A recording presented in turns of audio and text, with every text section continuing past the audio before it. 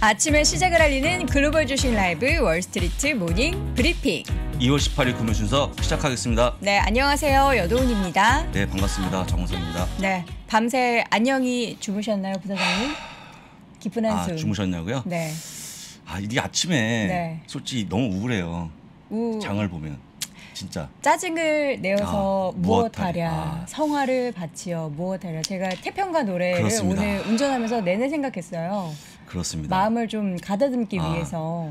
근데 잘 이게 네. 솔직한 얘기로 전쟁은요. 네. 예측이 안 되기 때문에 너무 짜증납니다. 예측이 안 안 돼서. 되잖아요. 아니 뭐 시장이 언제 우리가 예측이 됐습니까? 그래도 뭐 밸류가 있고 하다 보니까 버티면 좋은데 네.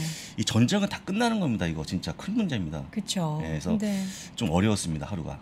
전쟁이라는 게 약간 그런 게 있잖아요. 막 루머가 엄청나게 많이 많죠. 생기고 맞습니다. 카더라 통신이 엄청나게 생기면서 이게 심리전이 엄청나게 맞습니다. 일어나는 상황이기 때문에 또 어제는 바이든 대통령이 좀 강력한 발언을 좀 하기도 그것도 했고 있었고요. 시장의 불안을 좀 야기하는 그런 상황 속에서 사실 다들 보면은 따로 국밥이었어요. 네, 뭐 유가 이럴 때 올라야 되는데 오히려 빠졌습니다. 빠졌죠.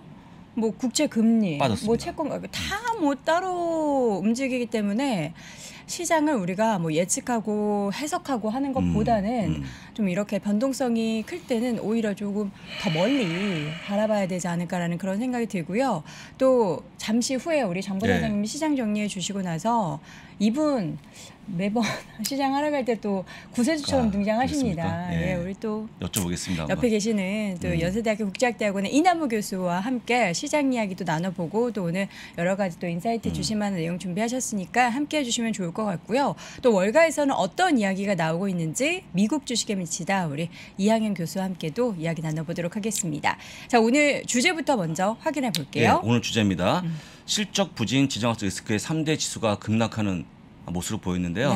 엔비디아가 7.5%가 하락하는 상황이었습니다. 너무나 많이 빠졌죠. 그러니까 어제 실적도 좋았고 사실 향후 시장 그 실적에 대한 자신감도 내비쳤음에도 불구하고 시장 상황이 좀 안 좋았던 게 좀 영향이 있었던 것 같아요. 시황은 제 얼굴로 오늘 끝냅니다. 왜냐하면 어제 제가 집에 가서 댓글을 유심히 봤어요. 오랜만에 한 1년 만에 봤는데 주요 글이 두 가지가 나오더만요. 첫 번째 글은 여돈 앵커 이쁘다라는 얘기가 저는 이해가 안 갑니다. 그런 얘기 있었고요. 뭐라고요? 그렇습니다. 그다음 한 가지가 또 제 얼굴이 너무 상했다 하시고 또 가장 예민한 부분 머리가 많이 빠졌다는 말을 말씀하시는데요. 장 때문에 시장 때문에 그런 것도 시장 때문에 시장이 오르면은 막 갑자기 그렇습니다. 머리카락이 막 그렇습니다. 나고 막. 이게 한 움큼씩 빠집니다. 최근에 러시아 때문에 스트레스 받으니까 엄청납니다. 그래서 여러분들 시장이 좋아지면 얼굴이 좋아질 거니까 한번 좀 시장이 올라가길 같이 바라면 좋을 것 같고요. 3대 지수의 흐름을 확인해 보겠습니다. 다우가 1.78, S&P 2.12, 나스닥이 2.88%가 빠지면서 급락하는 그런 모습 보였고요.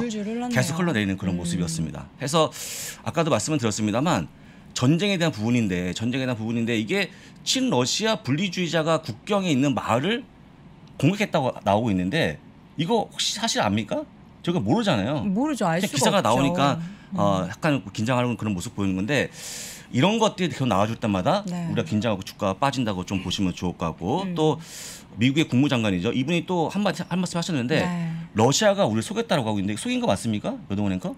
모르죠. 제가 뭐 푸틴하고 제가 친하지도 않고 러시아에 제가 뭐 아는 사람이 없어서. 그러니까요. 저희가 정보가 부재한 건지 이걸 어떻게 알 수 있는 방법이 없다 보니까 누구 말을 들을지 잘 모르겠어요. 처음에 러시아가 안 한다고 했지 않았습니까? 평화한다. 근데 지금은 그게 아닌 걸로 흘러가면서 주가가 빠지는데 이거의 끝이 어디인가? 이게 언제 완화가 될지. 근데 이게 미국도 그렇고 러시아도 그렇고 우크라이나도 그렇고 이제 가장 중요한 거는 두 축이겠죠. 미국과 러시아가 서로 어떤 이야기를 계속 할지에 대해서는 우리는 그냥 계속 지켜볼 수밖에 없는 입장인 것 같아요. 우리가 뭐 어느 미국 말을 믿을 수도 없고 러시아 말을 믿을 수도 없는 거잖아요. 그렇습니다. 진짜 너무 안 답답하고요. 그래도 안 좋은데. 그렇습니다. 그다음에 또 공포 지수가 그러다 보니까 올라가는 그런 모습인데요. 지금 정고점에서 가고 있는 그런 모습이고 오늘 28포인트에 끝났다는 거 다시 한번 확인드립니다. 엄청 급증했죠. 그다음에 엔비디아인데 엔비디아가 주가 많이 빠졌거든요. 두 가지인데요. 안 좋은 거예요. 그로스 프라핏 마진이 3, 4분기에 67%인데 저 나아지지 않고 있다. 그런다고 그러면 만약에 또 빠지면 어떻게 할까라는 그 고민이 나오고 있는 그런 모습인데요. 그로스 프로핏 마진은 매출에서 원가를 뺀 거라서 제가 보기에 빠지지 않을 것 같은데 상당히 시장은 부정적으로 보고 있다라고 그러니까 보시면 좋을 것 같습니다. 마진의 폭이 더 그렇죠. 늘어나야 하는데 여기에서 진전이 없을 정체에 것이다. 되고 있는 그런 모습 보이다 보니까 다음에 빠질 걸로 보여준다고 보시면 될 것 같고요. 또 네. 암호화폐 시장에 좀 채굴이 감소하는 그런 모습 보여지면서 침 매출이 감소할 걸로 좀 보여주고 있습니다. 네. 하다 보니까 주가가 빠지는 그런 모습 보였고요. 지금 엔비디아가 좋은 이야기도 많지만 하락을 했기 때문에 그 중에서 좀 우려하는 부분 두 가지를 가지고 오신 거죠. 솔직히 얘기하면 좋은 글이 99%, 네. 안 좋은 게 1%인데 바로 요 글이었습니다. 그래서 참고하시면 좋을 것 같고요. 다만 이제 보통 아이비가 이럴 때 의견을 올려줘야 되는데 어제 어땠어요? 어제 없었습니다.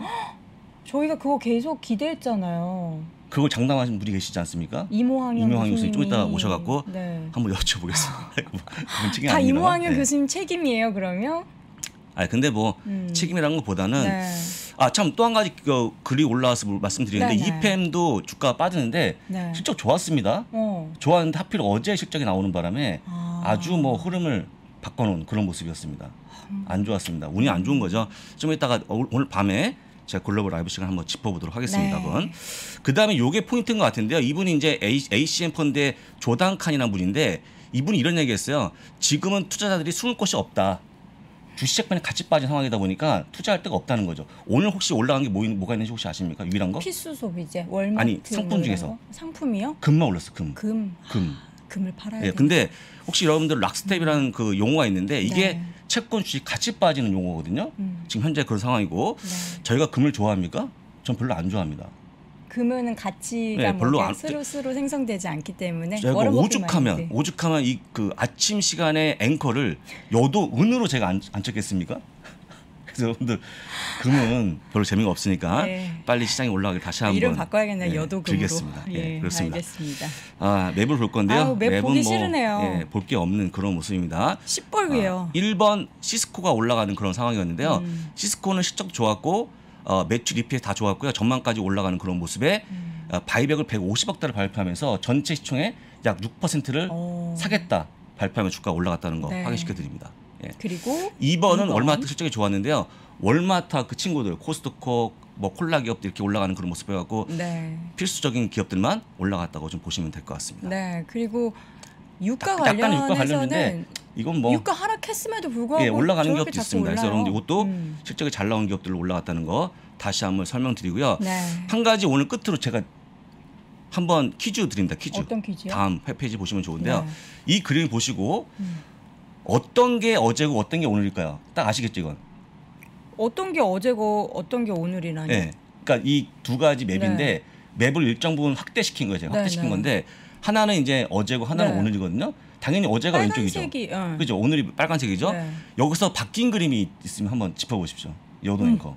페이팔 어디 갔어요? 아, 정확히 저기 여기 찝으셨습니다. 있구나. 예. 이 그림의 포인트가 뭐냐면 시가총액 기준이거든요. 어느덧 페이팔의 주가 급락이 심해져 갖고 지금 저쪽에 끼어져 있어요. 쪼그라들었어요. 예. 아니 전 페이팔 S&P 500에서 빠진 줄 알았잖아요. 예, 그래서 그 정도까지는 아니지만 페이팔의 주가를 단편으로 보여주는 그림이라서 가져왔는데요. 아 이게 진짜 실적 발표 이후에 급락하고 있는 상황이 계속 지속되고 있습니다. 예. 페이팔 어떡하죠? 아 지금 별표시 하셨는데 바로 네. 이건데요. 이게 제가 보기에는 쉽사리 이렇게 나오는 그림이 아니거든요. 그래서 일단 며칠 만에 한 달 만에 시가총액이 줄면서 그림이 바뀌었다고 보시면 될 것 같고. 제가 갖고 있는 ETF 안에 그 페이팔 탑10 종목까지 보잖아요. 네. 보통 페이팔에 들어있는 ETF가 있거든요. 제가 그래서 계좌를 열어보고 있지 않습니다. 페이팔이 있는 ETF가 있다. 네. 말씀하시면 괜찮습니다. 싫어요. 근데 솔직한 얘기로 페이팔이 지금 포워드 PER이 12배 나오고 있는데 네. 무슨 은행주도 아니고 말이죠. 그러니까요. 그런데 솔직한 얘기로 팔 거냐 한다고 그러면 제가 보기에는 너무나 많이 빠졌기 때문에 그런 건 아닌 것 같은데 지금의 어떤 하락, 그러니까 쉽게 얘기하면 실적이 안 좋아지고 있고 전망이 내려가는 기업들이 얼마나 많이 빠지는지를 보여주는 그림이기 때문에 네. 지금의 실적들의 모습은 거의 자비가 없는, 그러니까 완벽한 실적이 나오지 않으면 주가가 빠지기 때문에 오늘 NBA도 그렇게 빠졌다고 보시면 될 것 같고 네. 앞으로 다른 기업들도 실적이 정말 잘 나오지 못하면 이런 것도 나올 수 있다고 보시면 좋을 것 같습니다. 네, 참 어제는 쉽지 않은 시장이었는데 그 중에서 저희가 이제 좀 이분은 가만히 있었으면 좋겠다라고 말씀드렸던 그 세임스 블러드? 아 세인트루이스 연은 총재인 제임스 블라드 총재가 또 네네. 이제 빨리 해야 된다 인플레이션 받기 위해서 왜 자꾸 그런 얘기를 오늘 그 멘트는 해서. 제가 안 가져왔거든요. 어떻게 알고 했습니까? 뉴스로 들었죠. 근데 이름을 잘 기억을 못하네요. 제가 오늘 안 가져온 멘트가 두 가지가 있는데 그 제임스 블라디의 그 매파적인 발언 네. 가져오지 않았고요. 또 한 가지가 이제 오늘 아침에 그 어제 밤이었죠. ARKK 캐시 우드비 누님께서 아니 로블록스를 샀어요. 아니 이 하락은 잠깐이야. 걱정하지 말라고 또 어제 아니 말씀하셨거든요. 근데 왜 또 하필이면 늘 그렇게 살까요? 네. 매번.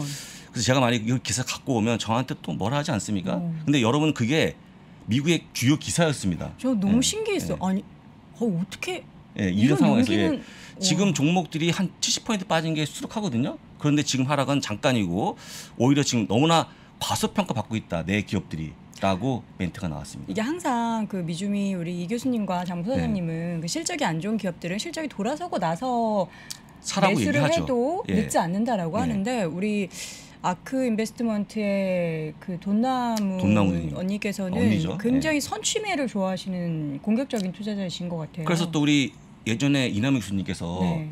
운영은 입으로 하는 게 그쵸. 아니다라고 말씀하지 않았습니까? 최고의 명언이 아닌가 네. 싶습니다. 예. 알겠습니다. 또 우리 빨리 만나보고 예, 싶어요. 예, 이분은 그렇습니다. 시장을 또 어떻게 지금 바라보고 계신지 궁금하니까 시장 여기까지 좀 보도록 하겠고요. 잠시 후에는 연세대학교 국제학대학원 이남우 교수와 함께 돌아오겠습니다.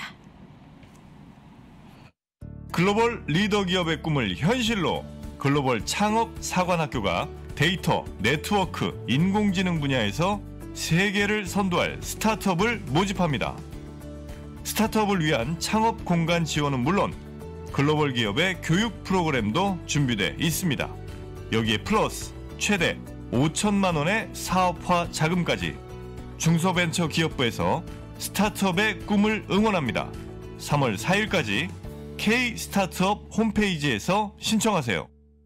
안녕하십니까, 강원국입니다. 딱 2월 28일까지만 수강생들에게 3가지 혜택을 제공합니다. 자동매매 이용권을 같이 드리고요. 네, 그리고 제가 거인의 포트폴리오의 저자 아닙니까? 그 책도 같이 드립니다. 그러면 그걸 하시다 보면은 이거 굉장히 재밌다. 나도 나만의 전략을 만들고 싶어 하실 수가 있거든요. 그런 분들을 위해서 백테스트 이용권도 같이 선물로 드립니다. 퀀트 투자라고 하면은 그거부터 벌써 이거 굉장히 어려운 것 같아 라고 생각하시는 분들이 굉장히 많은데요.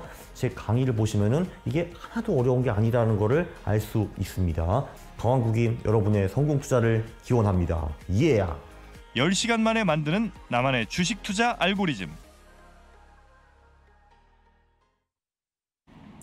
자, 월스트리트 모닝 브리핑 함께하고 있습니다. 저희는 시장이 좋으나 안 좋으나 바람이 부나 날씨가 좋으나 6시 30분이면 땡하고 그렇습니다. 여러분과 함께합니다.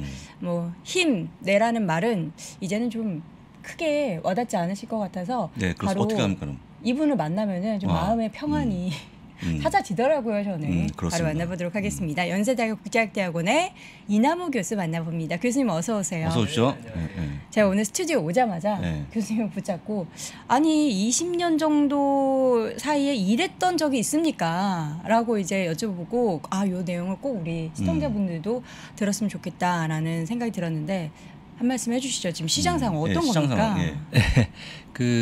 제가 이제 이럴 때 이제 쓰는 용어가 네. 그러니까 greed and fear.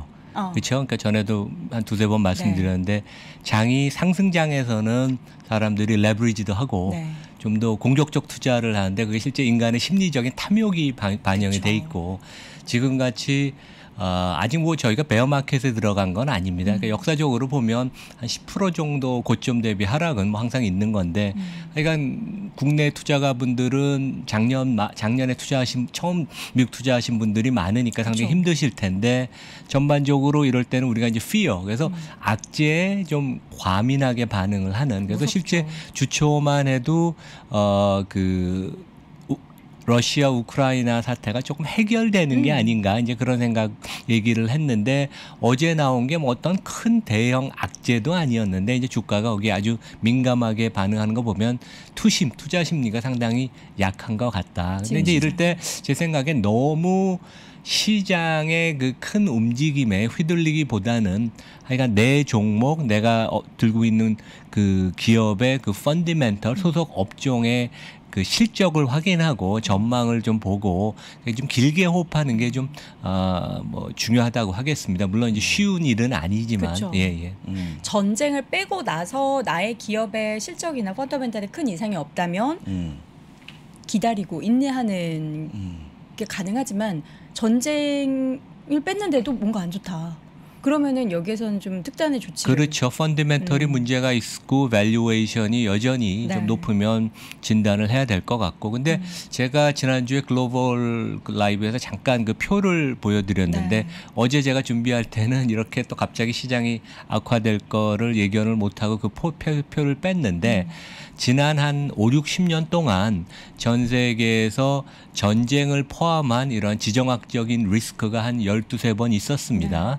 근데 이제 그 이벤트가 발생하고 나서 이후 한 달, 세 달, 6달, 12개월을 보면 거의 예외 없이 주가가 회복이 됐거든요. 그래서 물론 진짜 전쟁이 발발을 한다면 주가가 며칠 동안은 이제 급락을 더 보일 수 있겠죠. 지금 약간 분위기가 리스크 오프 그런 분위기니까. 근데 펀디멘털하게 보면 러시아 우크라이나 전쟁이 물론 그 에너지 수급에 조금 영향은 미치겠지만 미국이나 이런 다른 또 중동 국가들도 가스나 이런 걸 또 공급을 하겠다. 오펙도 같이 미국과 협력을 하겠다. 이제 그런 또 움직임도 있고 그래서 제 생각에는 주가는 결국은 한 달, 세 달, 6개월 후에는 회복이 됩니다. 그래서 너무 심리적으로 좀 프레셔를 많이 받으실 필요는 없다. 네, 저 그렇게 말씀을 좀 드리고 싶네요. 예. 아까 앞서 말씀하신 공포 탐욕 지수에서 그러면 오늘 봤더니 한 20, 30이 나오는 것 같은데 네. 그러면 그런 공포 구간이 매수의 구간이라고 보는 게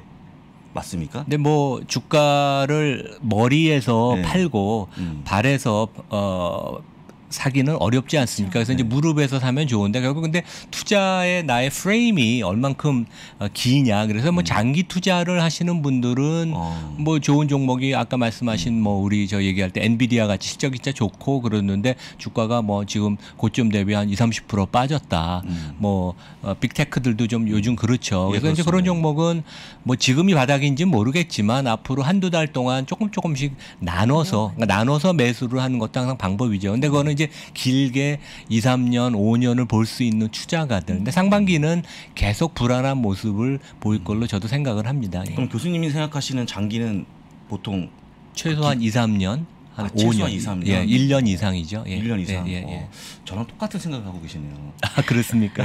네, 우리 시청자분들도 좀 그렇게 마음의 여유와 그렇습니다. 시간적인 좀 여유가 있어야 하는데 그러지 못한 투자자분들도 있으시고 우리 뭐 전세자금 빼서 뭐 그렇죠. 하시고 레버리지 그런 하신 분들도, 분들. 있으시니까 많이 고민이 되실 것 같습니다. 자, 오늘 이 교수님과 함께 또 여러 이야기를 나눠볼 텐데요. 어떤 얘기부터 해볼까요? 오늘은 이제 세 가지를 준비했습니다. 그래서 첫 번째는 지난주에도 저희가 조금 얘기를 했었던 것 같은데 분기가 이제 마감이 되고 나면 그 대형 펀드들이 미국에서 증권관리위원회한테 이제 자기 주요 보유 종목, 그다음 지분 변동을 신고를 합니다. 근데 이제 그거를 액면 그대로 저희가 또 읽으면 안 되고 그거를 이제 읽을 때 주의사항을 제가 좀 말씀을 드리겠습니다.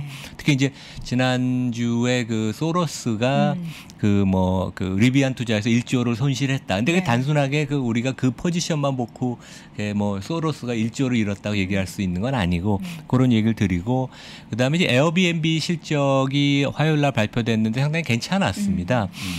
근데 저는 이것을 뭐 장기적으로도 아주 좋고 어떻게 보면 실리콘밸리에서 가장 좋은 소프트웨어 엔지니어를 여기가 갖고 있는 회사예요.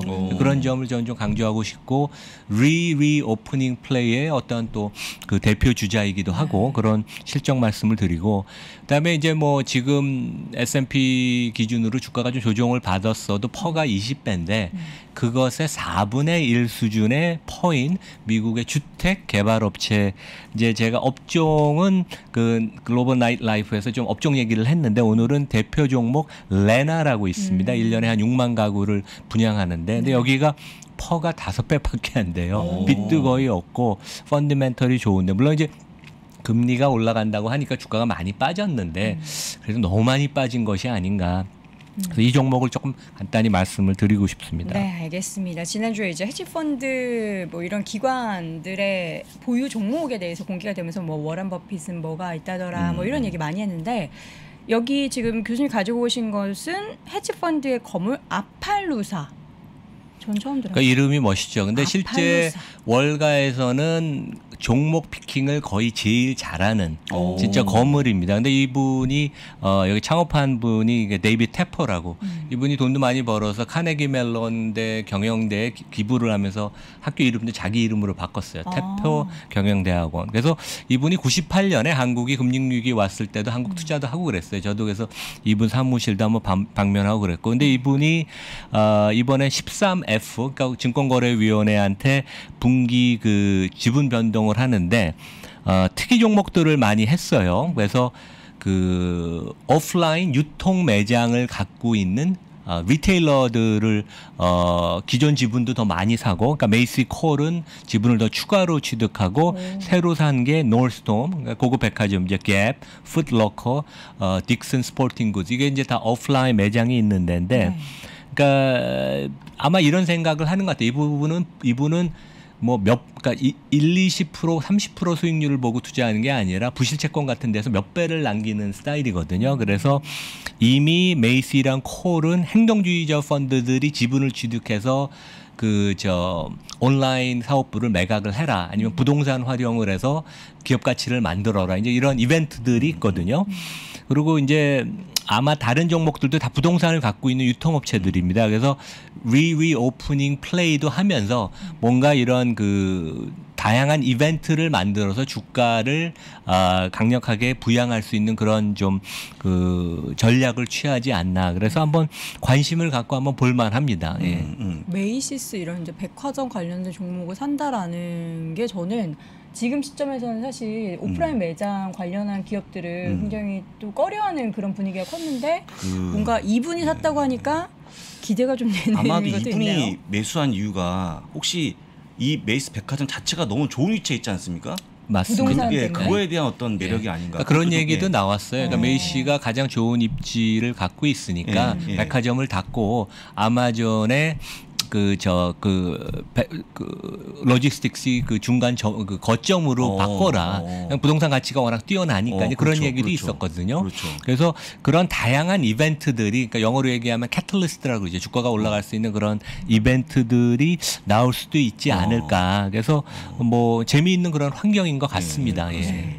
지금 채팅창에 지금 리비안상 우리가 조지 소로스보다 더 낮은 가격에서 매수할 수 있어요, 이런 얘기를 하시는데 이 계산이 어떻게 되는 거예요? 정말 손실 본 거예요? 그러니까 조지 소로스는 스톡 피킹을 하는 분이 아니어서 네. 월가는 아팔루서가 뭘 샀는 건 중요하지만 조지 소로스가 뭐 샀다고 그래서 크게 중요하게 보지는 않아요. 근데 이제 국내 언론에 리비안을 한 2조 원 넘게 사서 주가가 한 40% 빠졌으니까 1조 원 손해 났다고 하는데, 저는 이제 우리가 이제 뒷면을 봐야 될 것 같아요. 왜냐하면 그 플레인 바닐라라고 그 한 종목을 그냥 그대로 들고 있지는 않습니다. 항상 헤지 펀드들, 여기는 이제 뭐 자기 돈을 하는 패밀리 오피스지만 헤지를 했을 거예요. 그래서 제가 생각을 해보니까 아마 이제 다음 페이지를 보시면 이분이 소로스가 그 펀드 이름도 소로스죠. 자기 이제 개인 돈을 운영을 하는 거니까. 근데 리비안은 롱을 갔다면, 그러니까 이제 작년 4분기에 종가가 103불이었는데 이게 66불, 그저께 수요일 날 기준으로 36% 빼먹었습니다. 그래서 이제 국내 언론에서 1조 원을 손해 봤다고 하는데, 아마 반드시 반대편에 헤지를 어떠한 그 대차 매도 숏 포지션을 했을 거예요. 그게 루시드일 수도 있고 테슬라일 수도 있고 중국 전기차 제일 잘하는 미국에 상장된 리오일 수도 있고, 아니면 전통 자동차 업체, 결국 이제 망가지는 이제 그런 데일 수도 있는데, 하여간 그 나머지 업체들도 주가가 빠졌지만 리비안보다는 덜 빠졌습니다. 그래서 롱숏을 구사했어도 내가 들고 있는 롱이 더 많이 빠졌기 때문에 손해는 봤을 텐데, 우리가 단순하게 이게 주가가 36% 빠졌으니까 소로스가 한 방에 1조 원을 3달 사이에 손해봤네, 그거는 조금 너무 나이브한 생각이고, 아마 이분은 고객 돈도 아니고 자기 돈이니까 길게 투자를 할 가능성이 높아요. 그러면 지금 2-3달 사이에는 손해를 봤지만 1, 2년 놓고 보면 또 리비안이 재기를 해서 월가에서는 이 회사는 확실한 테슬라의 대항마라고 인정을 해주니까 이제 그렇게 보는 게 좀 더 제대로 소로스가 무슨 생각을 하고 이 포지션을 했는지 그래서 우리가 좀 너무 단순하게 보는 거는 좀 나이브한 것 같습니다. 네. 헤드라인에 그렇게 자극적으로 1조 손해, 뭐 리비아 막 이러면서 나오니까 많은 투자자분들이 소로스도 저렇게 실패를 할 수 있구나 뭐 이렇게 네, 얘기를 네. 하는데 판 게 아니잖아요. 그렇죠. 일단 네. 사고 가지고 있기 때문에 향후 몇 달 후, 몇 년 네. 후에 또 어떤 기사가 나오게 될지 지켜보면 좋을 것 같습니다.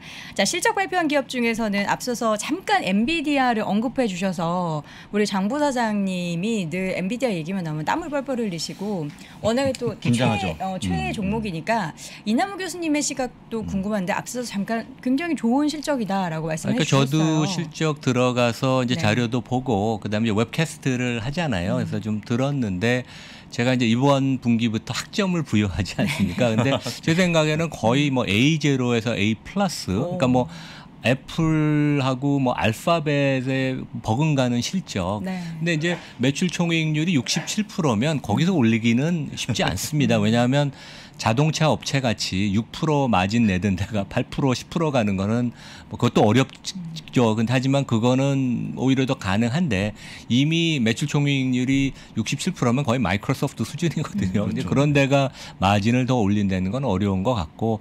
근데 제 생각에는 좀 아까 말씀드린 것처럼 지금 조금 fear, 공포에 좀 더 예민한 분위기 때문에 되게 뭐 실적도 좋고 가이던스 자신감을 젠슨 황도 보여줬는데 이제 그렇게 봐야 되는 게 아닌가 그렇게 생각을 해봅니다. 네, 고맙습니다.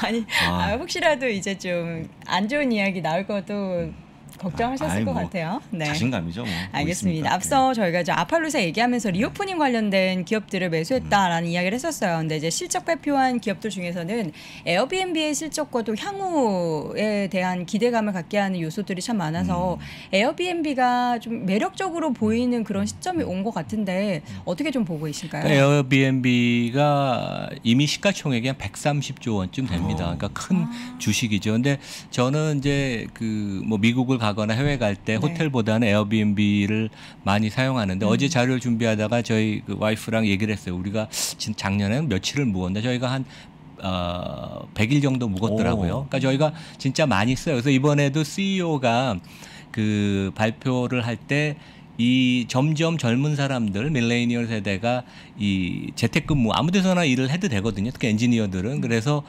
본인도 그 CEO가 나는 평생 에어비앤비 돌아다니면서 살 거다. 그러니까 이런 그 노매드 세대들이 늘어나면서 장기적인 수요가 많이 늘어날 거다. 그래서 여기 사진에서 보는 것처럼 그 뭐 유럽의 성에 가서 우리가 묵을 수도 있고 이글루도 있고 뭐 다양한 초이스가 많고 그다음에 호스트 집을 빌려주는 입장에서는 특히 이번에 이제 그 컨퍼런스 콜에서 얘기 나온 게 인플레이션 상황에서 사람들이 좀 어려워지면 자기 집에서 방에 방 하나 그러니까 2층짜리 집에 한 층을 내놔서 부수적인 소득을 얻으려고 그런 사람이 늘어날 거다. 그래서 장기적으로도 상당히 저는 매력이 있다고 보는데 결국 이 회사가 뭐를 제공을 하냐를 따져보면 첫 번째 호스트 입장에서는 수입이 생기고 평균 그 작년에 보면 단가가 객단가가 한 150달러 됐습니다. 18만 원. 그리고 여행자 입장에서는 호텔보다 저렴하게 숙박 가능하고 그다음에 두 번째는 호텔이 제공 못하는 다양한 경험들을 우리가 그 어떤 사람 집에 묵으면서 그리고 그렇죠. 집주인들이 되게 좋은 분들이 많아요. 그래서 자기가 뭐 과일 깎아주는 분도 있고 우리 동네는 뭐가 좋아요. 그러니까 집주인의 따뜻한 인간적인 면을 느껴서 이런 것들이 매력이고 이 회사가 다른 데랑 차별화가 되는 건 엄청난 데이터를 갖고 있습니다. 그래서 저희는 어디 그 묵을 때 그 점수와 그 커멘트를 다 체크하거든요. 그래서 그 호스트와 그 다음에 저에 관한 그 데이터도 계속 쌓여 있거든요. 이 사람이 집을 잘 그 깨끗하게 투숙을 하는지. 그래서 이제 이게 장점인 것 같고. 보통 미국에서도 잘 모르는데 실리콘밸리에서 이 회사가 들어가기 제일 어려운 회사였어요. 몇 년 전 만에. 특히 엔지니어들 사이에. 그래서 이제 그 우버는 인턴들이 들어가면 그 인프라를 땜빵하느라고 고생을 하고 그만큼 이제 엉터리로 이제 그 인프라가 구축이 됐고 가장 들어가기 어렵고 제대로 인프라스트럭처가 갖춰진데 소프트웨어 엔지니어 입장에서 그 에어비앤비입니다. 그런 점에 우리가 점수를 줘야 되고 공동 창업자가 3명인데 이분들이 지금도 다 경영을 해요.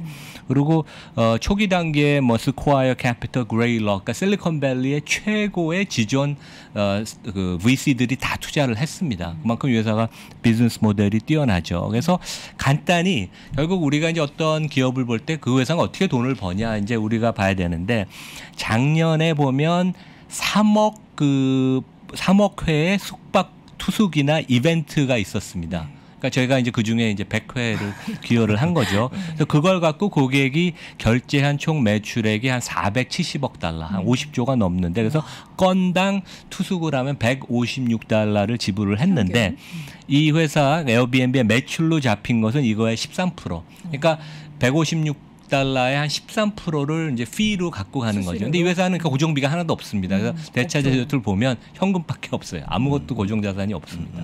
그러니까 되게 특이한 비즈니스 모델이죠. 현장이 없는 정말 사업을 네, 그러니까 하고 결국 있는 사람, 엔지니어, 그 IT 기술 그게 이제 그 브랜드, 플랫폼을 딱 예, 하나 예, 가지고 그 빅데이터 있으면. 이제 이런 거가 이제 회사의 자산이고, 그다음에 4분기 실적을 보면 다음 페이지에 고객 결제금이 91%, 매출액이 80% 흑자 전환했고 현금 흐름이 이제 아주 많이 늘었고 그래서 4분기 실적이 상당히 좋았습니다. 그래서 미국은 이미 작년 4분기에도 크게 코로나 그 충격을 받지 않았고 1분기 올해 실적이 아주 좋을 거라고 CEO가 자신을 했고 이 회사의 진짜 장점은 설비 투자도 없으니까 돈 버는 거가 다 그 현금 흐름으로 주주한테 귀속이 돼요. 그래서 이익이 별로 안 나는 것 같지만 실제 작년에 잉여 현금 흐름이 22억 달러였습니다. 3조. 그러니까 이 회사가 시가총액이 뭐 100조가 넘어서 뭐 고평가됐니 하지만 비관적인 애널리스트도 있지만 현금 흐름 창출이 어마어마하게 많아서 저는 장기적으로 상당히 괜찮다. 근데 뭐 퍼 기준으로는 높으니까 주가가 조금 변동성은 보일 수 있을 겁니다. 근데 제가 유저로서 오랫동안 사용해보고 제가 호스트가 되는 것 척하면서 한번 또 들어가서 계산을 해보고 막 그랬는데 아주 시스템이 좀 훌륭한 것 같습니다. 사실 저는 이게 경험을 하게 되면은 교수님처럼 에어비앤비의 편리성이나 뭔가 이런 장점을 많이 아실 수 있는데 저는 한 번도 에어비앤비를 경험해 보지 못했거든요. 그래서 저는 에어비앤비 그 각각의 호스트가 발생하는 리스크가 근데 에어비앤비 입장에서는 컨트롤하기가 너무 어렵잖아요. 만약에 뭐 집이 너무 더러워서 혹은 호스트가 너무 이제 못된 분이 있을 수도 있으니까 그럴 때 에어비앤비 입장에서는 그 하나하나가 다 리스크일 텐데. 근데 이제 그게 알고리즘에서요. 제가 가령 시카고를 여행을 가고 싶다고 하면 시카고에서 포스팅된 집이 아마 몇십만 가구일 텐데 평점이 좋은 것부터 먼저 뜹니다. 평점이 좋고 커멘트가 긍정적이고 저랑 맞는 그러니까 사고 날 가능성이 없는 데들. 그러니까 그 엄청나게 데이터가 많은 게 장점이죠. 그래서 저는 거의 뭐 10번이면 9번 경험이 좋았고 한 번이 안 좋은 경우는 어떤 특정 국가 출신의 사람들이 주인인 경우에는 너무 과장을 하거나 근데 그런 거는 이제 경험으로 보면 커멘트랑 평점을 보면 걸러집니다. 그래서 소프트웨어 쪽에 더 많은 영향을 집중하고 있는 거군요. 저도 만약에 이제 다시 제대로 여행 갈 수 있게 되면 에어비앤비를 한번 또 이용을 해봐야겠어요. 용기 있게. 네, 한 3년 뒤에 이용해 보시죠. 어떻습니까? 왜요? 이 방송이 안착이 되고 여기까지 가는 거예요. 가만히 있어야 되네요. 네. 알겠습니다. 에어비앤비에 대한 이야기 나눠봤고요. 앞서서 퍼가 5배밖에 되지 않는 디벨롭 관련된 기업 레나 이름이 참 예쁘네요. 그러니까 미국에도 우리나라 현산 같이 그 현대산업개발 같이 주택 개발 업체들이 꽤 상장이 돼 있어요. 하필이면 현산. 예. 뭐 현산도 있고 GS도 있고 대림도 있고. 우리나라 또 디벨로퍼들은 상장 안 되는 들이 많죠. 돈 많이 번 돈 중에. 화면 좀 보여주시면 이제 약간 감이 안 오실 텐데.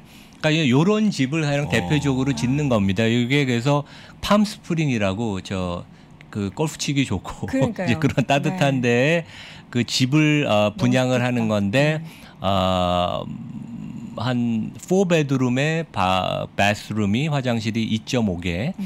그래서 이제 51만 볼까 한 6억 정도 되는 겁니다. 그래서 저렇게 싸요? 그래서 물론 여기 이제 땅이 싼 데죠. 개발업체니까 이제 그 땅을 매력 있는데 저렴하게 사서 거기다 집을 아니면 우리식으로 하면 아파트 같은 걸 네. 타운하우스를 져서 이제 분양을 하는 건데 이런 개념입니다. 우리 이제 먼저 간단하게 설명을 드리면 네. 그러니까 2,300 스퀘어 피트니까 한국으로 치면 한 7, 80평 되는 거죠. 네. 그래서 이건 골드만삭스 분석인데 대표적인 회사들 이제 시가총액 중에 레나가 좀 큽니다. 그래서 시가총액이 한 33조 원. 근데 레나뿐만 아니라 DR 홀튼, KB홈 이거는 뭐 국민은행하고 상관없는 KB입니다. 그리고 뭐 토 브라더스 뭐 이런 데들 보면 과거 5년, 10년 동안 주가 상승률이 보면 다 꾸준히 두 자릿수 상승이에요. 그래서 안정적으로 리스크를 좀 줄이고 비즈니스를 하고 그다음에 이제 금리가 올라가는데 뭐 잘못된 추천이 아닌가 이제 그런 얘기를 하시는 분도 있는데 퍼가 10배면 저는 얘기는 안 할 것 같은데 퍼가 5배입니다. 업종 전체. 그래서 과거 평균에 이 업종은 투자가들이 아주 좋아하는 업종은 아니어서 평균 퍼가 과거에도 보면 1, 20년 동안 한 10배였어요. 그러니까 시장보다 낮았는데 지금 시장이 20배인데 업종이 멀쩡한 우량 주택업체들이거든요. 퍼가 5배면 좀 너무 저평가된 게 아닌가. 여기 이제 보시고 그다음에 이제 그 수요를 보면 큰 변화가 미국은 이미 재택근무가 많이 확대되었고 여기 이제 링크드인 서베이를 보면 근로자들 중에 회사를 출근하고 싶어하는 사람은 13%께 안 되고 완전히 영구적으로 재택근무를 하고 싶어하는 31%. 그래서 제가 아는 사람은 아마존에서 평생 재택근무 계약을 사인했다고 그러더라고요. 그 사람은 그러니까 회사를 안 가는 겁니다. 언제 어디서나 그냥 편하게 일할 수 있는 거예요. 그래서 뭐 저 뉴질랜드 가서 일하는 사람들도 있죠. 미국 회사 다니면서. 그리고 나머지 반 56%는 반은 재택, 반은 반반으로. 그리고 채용 공고가 뜨는 걸 봐도 링크드인의 14%는 리모트. 그러니까 재택근무다. 그래서 이게 큰 변화인 것 같아요. 그래서 사람들이 집에서 일을 더 많이 하게 되니까 좀 더 좋은 집을 갖고 싶어하고 그렇죠. 정원이 있거나 그래서 내가 지출을 더 하고 싶은 생각이 드는 거죠. 이제 그게 큰 변화인 것 같고 그동안 이제 공급이 좀 구조적으로 미국에서 부족했어요. 그래서 이제 집값이 최근에 많이 올랐죠. 그래서 여기 이제 골드만의 추정치를 보면 어떤 뭐 한 증권회사의 추정치기는 하지만 뭐 다른 컨센서스 비슷합니다. 그래서 2022년 기준으로 레나는 조금 이 퀄리티가 좋은 회사니까 퍼가 6배. 그리고 이제 앞으로 2, 3년 계속 이익이 증가하는 걸로 보고 다른 회사들도 퍼가 한 대여섯 배고 이 회사 실적을 작년 말에 분기 실적 발표할 때 올해 2022년 가이던스를 했는데 작년에 6만 가구를 분양을 했거든요. 근데 올해 6만 7천 가구, 그러니까 10% 정도 넘게 분양을 하고 가격도 평균 단가가 한 46만 불인데 그 정도는 우리가 충분히 유지할 가능성을 확실히 자신감 있게 있다. 그래서 올해도 실적이 상당히 좋을 것 같습니다. 그래서 물론 고금리, 금리가 올라가는 데서 그렇게 매력적인 업종은 아니지만 너무 주가가 저평가돼서 뭐 한번 관심을 가져도 괜찮지 않나 이제 그런 생각을 해봅니다. 집을 보니까 저는 뭐 기업에 대한 이야기를 귀에 쏙쏙 들어야 되는데 머릿속에 계속 나도 팜스프링 같은데 그죠. 가서 저런 싶어요. 집에서 네, 그러니까요. 1년만 살아보고 싶다. 그런 생각이 네. 많이 드네요. 네. 팜스프링이 약간 우리나라로 따지면은 청평, 가평 뭐 이런 쪽인가요? 뭐 그렇죠. 예. 너무 좋겠네요. 네. 알겠습니다. 또 레나 디벨롭 관련된 기업에 대해서 앞서서는 밤에 글로벌 라이브에서는 전체적인 산업에 업종 대해서 얘기만 하고 종목 얘기는 안 말씀해 했었죠. 주셨는데 오늘 예. 또 종목에 대해서 레나 확인해 봤습니다. 자, 이렇게 해서 오늘도 연세대학교 국제학대학원의 이남우 교수와 함께했습니다. 고맙습니다. 고맙습니다. 네, 감사합니다. 정 과장, 이번 계약은 중요하다. 잘할 수 있지? 월요일 출근 전에 계획안 보자고. 지친다 지쳐. 퇴근하고 싶다. 팔팔하던 이팔 청춘, 활력이 그리울 땐 6년근 홍삼이 들어간 활력 충전 건강 드링크 정관장 활력 이팔 리부스트. 아니, 이 맛은 군침이 싹 도네? 이런 건 어디서 사신 건가? 가까운 편의점에서 만나는 정관장 활력 이팔 리부스트로 쉽고 빠르게 활력 충전하세요. 활력 이팔 리부스트 좋았어! 2022년 미국 주식 투자도 미주미와 함께. 최대 수익률을 끌어올리는 한태경 이사의 퀀트 투자 전략. 제가 석사 논문을 머신러닝으로 썼거든요. 주제가 머신러닝이었어요. 근데 그런 걸 하다 보니까 API를 제가 써야 되고 하드웨어를 봤는데 결국은 N사 거를 쓸 수밖에 없는 구조. 그 생태계 전체의 80%를 먹었다는 거는 이거를 장악하고 있는 회사가 일 수밖에 없는 거잖아요. 그때가 아마 $49로 시작해서 조금씩 더 사서 이제 한 $90 정도까지 계속 샀던 거죠. 지금은 그게 $600 정도가 됐으니까. 장우석 부사장의 배당주로 포트폴리오 만들기. 이남우 교수의 하락장 속 저평가 종목 찾기. 최고의 전문가들의 새해 투자 전략. 2월 26일 오전 10시 투자공간 3차 세미나 함께하세요. 월스트리트 모닝브리핑 함께하고 계십니다. 저희가 방금 전에 팜스프링 얘기했더니 또 이 교수님께서 팜스프링에 대해서 정확히 알려주신다고 하는데요. 바로 만나보도록 하겠습니다. 미국 주식에 미치다 이양현 교수 모셔봅니다. 어서 오세요. 네, 안녕하세요. 제가 가평, 청평을 좀 비유했는데 네네. 어떻다고요? 팜스프링이 잠시 후에 말씀드리는 게 낫지 않을까요? 아니 거기는 팜스프링은 주위가 다 사막이거든요. 사막이고 네, 다 완전 사막. 살기가 좋지 않다. 좋죠. 살기 좋은데 골프장에 수도 없이 많고 그래서 우리나라 골프 선수들 겨울에 그 전주는 다 거기 가잖아요. 네, 근데 사막이 완전 사막이죠. 사막이다. 네, 그건 나중에 조금 말씀드릴게요. 그 중요한 위치입니다. 거기가요. 중요한 건 분명한데요.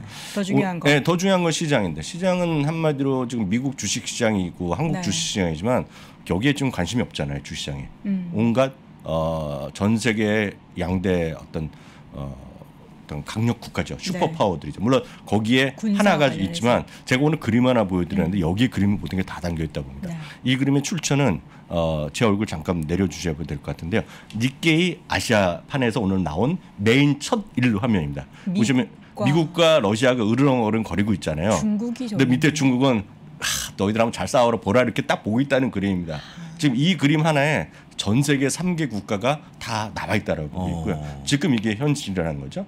오늘 유엔 같은 데 경우에서도 계속 으르렁거리고 있잖아요. 그래서 실제로 보면 그저께였죠. 우리 시간을 보면 48시간 전에는 주가 막 올라갔잖아요. 그때 일부 러시아판 보도에서 지금 일부 국경에서 좀 뒤로 밀리고 있다 얘기했다가 주가가 훅 올라갔는데 어저께는 또 무슨 소리냐 확인이 안 되고 있고 걔네들이 축구에서나 제가 들었던 빌드업을 하고 있다는 얘기하고 있는데 오늘 같은 경우에서도 러시아에서 미국에다가 너 빨리 이거 긴장을 하는 거 안 하면 지금 전술적인 어떤 군사적인 어떤 기술적인 것들은 사용할 수 있다라는 경고를 했고요.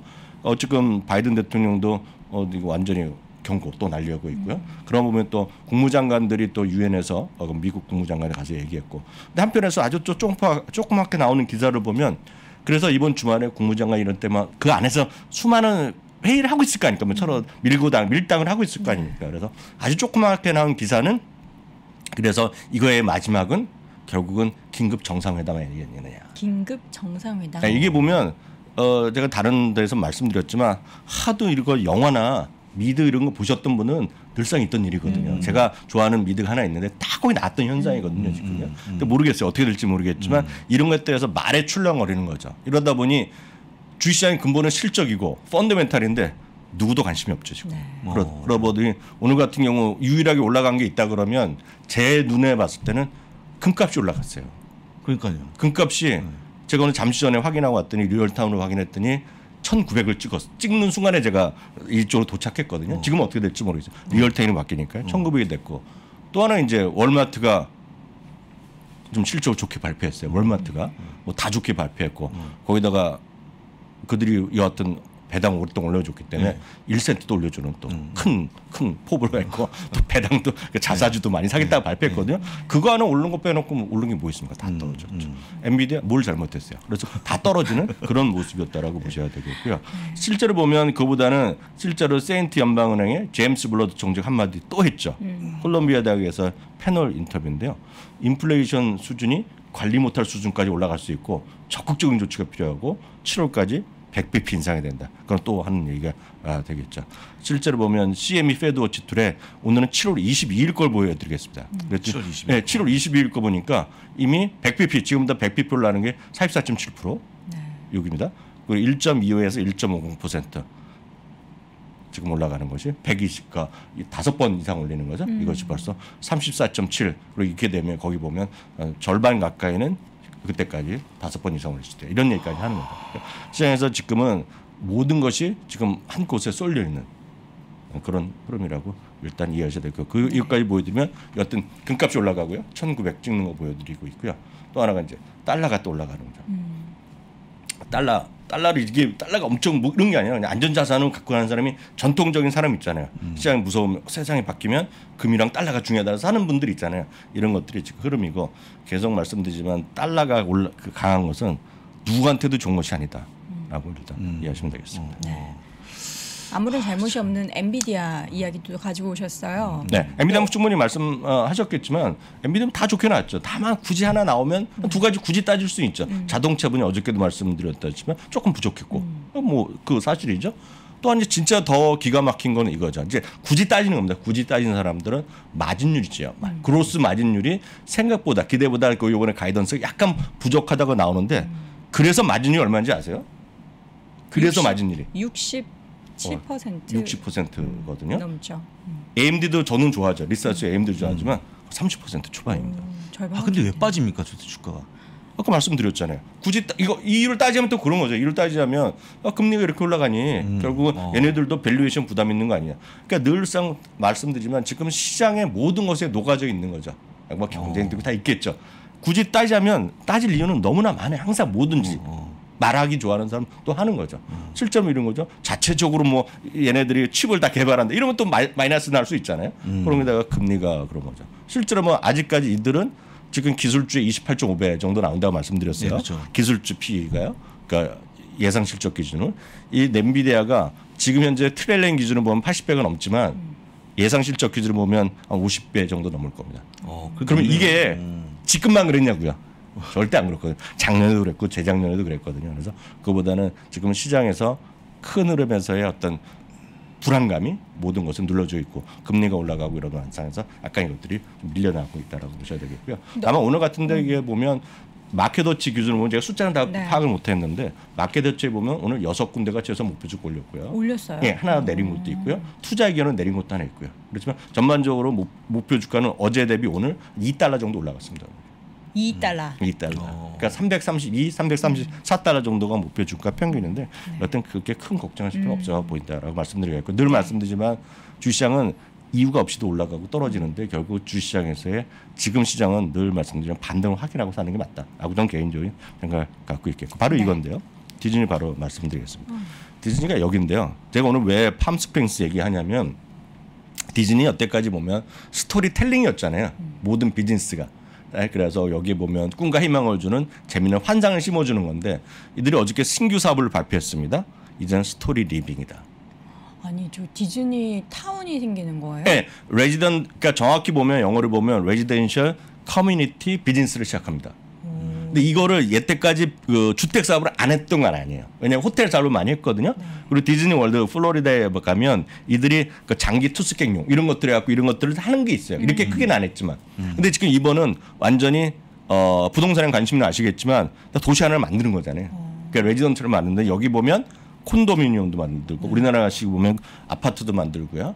또 여기에 보면 타운하우스도 만들고 단독주택도 만들고 다양한 것들을 다 하는 거죠. 금액 같은 건 다 모르지만 여기에 보면 환장도 씹어주는 거죠. 근데 제가 아까 왜 중요하다고 말씀드렸냐면 지금 이게 제가 그림 한번 다시 보여주시면 바로 여기 이제 조감도입니다. 이거냐 실제가 아니라 조감도인데 바로 여기 있죠. 여기 보이지는 바로 이곳 있죠. 여기요. 네. 여기가 바로 팜스프링스입니다. 얘네가 이번에 하겠다고 한 데가 팜스프링스입니다. 팜스프링스가 좀 지가가 싼가 봐요. 사막이라고 제가 몇 번 말씀드렸잖아요. 사막이기 때문에 물론 라스베가스도 사막이지만 팜스프링스 가면 온천이 있고요. 온천이 있고 다 그냥 골프장이라고 보시면 되죠. 그래서 아니 살긴 좋죠. 편안하게 은퇴하고 살면 이렇게 좋을 때가 어디 있습니까? 사시사철 골프하고. 네. 그런데 덥다는 것만 생각하시면 되죠. 바깥에 나가면 허허벌판. 근데 어쨌든 여기죠. 그러니까 앞서 뭐 저거 레나에서 아까 저도 이제 바깥에서 다 강의를 들었거든요. 방송 들었는데 레나에서 하는 그 집 있죠. 단독주택 전형적인 미국의 단독주택이거든요. 한 7, 80평 되고 4베드룸에 거기 보면 2.5 베스가 나오거든요. 그게 45만 불이면 우리나라 또 5억 5천이잖아요. 싸다 비싸다 해서 절대 비싸다는 생각 안 하실 겁니다. 보통 분이요. 딱 그런 위치라고 보시면 되죠.